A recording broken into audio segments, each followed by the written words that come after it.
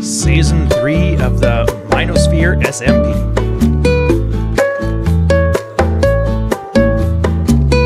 So why do I keep coming back to this 15-ish year old game? Or 5 toys in a trench coat?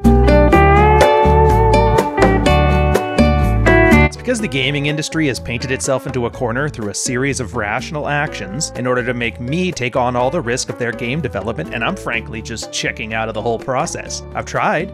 I've really tried. I tried Diablo 4, tried a whole bunch of new things, and I'm finding every time I am either attracted to small teams that made small, modest games that were finished by the time they released them, or unfinished games by teams of 1 or 2, and to follow them through on an iterative process, because I'm willing to spend $20 or $30 to help a guy achieve his vision, but I'm not willing to spend $100 to help some program manager develop his fiscal quarter goals. Yeah, that means games now are software as a service, SaaS. They didn't used to be.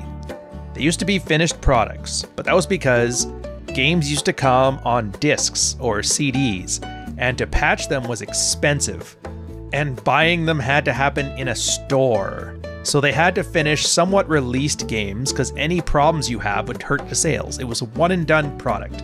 They were making widgets, they were making frying pans, and that was great. And then the internet came and it just flipped everything over. And that's the problem now. Games are now software as a service, and it's not that they're greedy companies trying to squeeze every dollar out of you. It's actually a series of rational decisions that put us in the place where it appears that they are. Let me explain.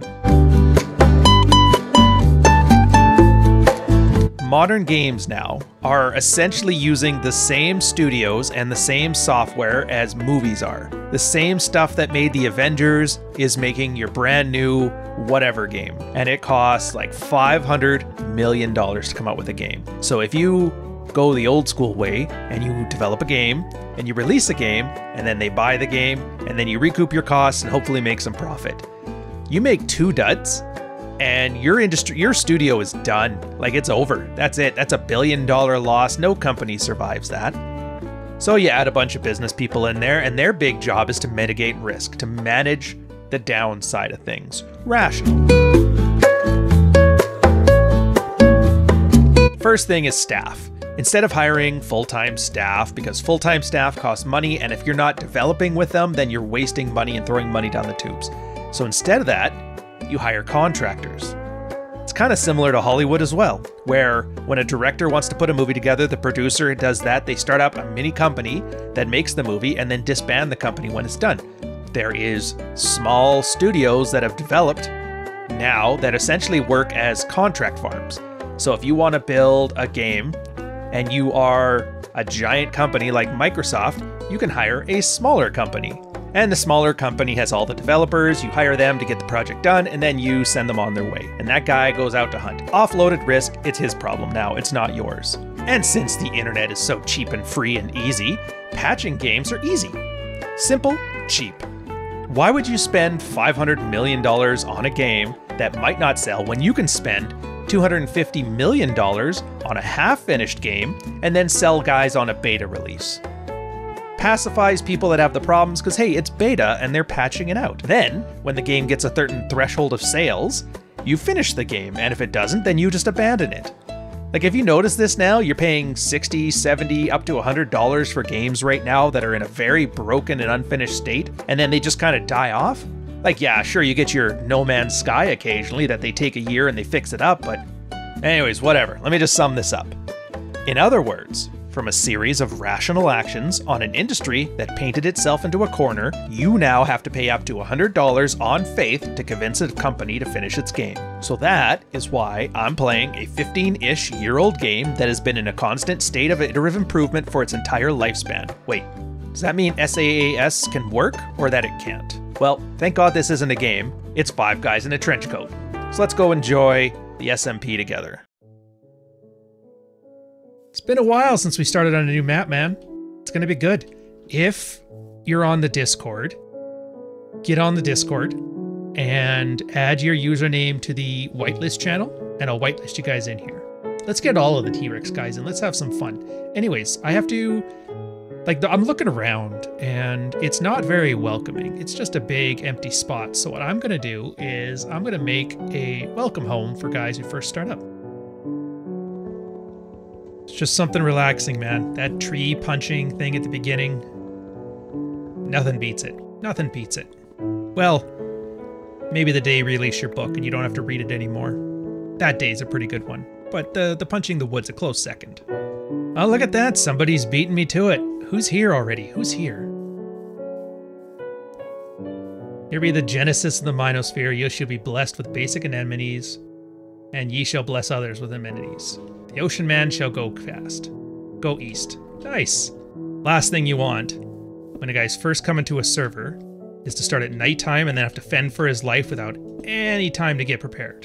So we're gonna do the public service. We managed to find ourselves a decently sized cave, so I guess at least I'll be able to get the initial stuff out of the way early. If this goes all the way down to the deep slate level, that'll save me a ton of time, and we can actually get this starter house looking pretty good. So here's hoping. It appears it put us in a ravine right at the start, so we are gonna quickly speed light this. Oh my god. It's fine, as long as we get this lit and then we get out of the way, we can buy ourselves some space.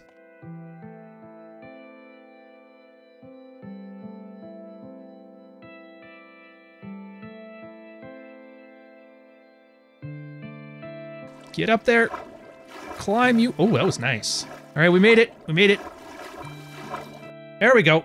And now we can actually have the guest book. Put the guest book inside so that way it doesn't accidentally blow up. Oh, do I need a quill? I bet you I need a quill. Yeah, got you. No, you got it. I need you. Don't go away. Did I get it? Where'd it go? There it is. Just in case we're gonna get his friend, because I just know something's gonna screw up here. There we go! Alright, so it's official. Welcome to the MineOsphere. First rule, only alpha males. Second rule, no billies. Third rule, sign the guest book, page 2. Bam! Page 2. Ryan, 6 March 2024. And you know what? Oh yeah,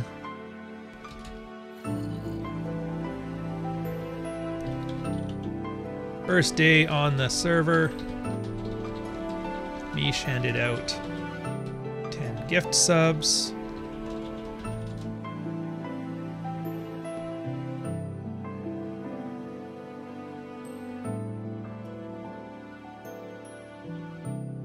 And Minecraft. Oh.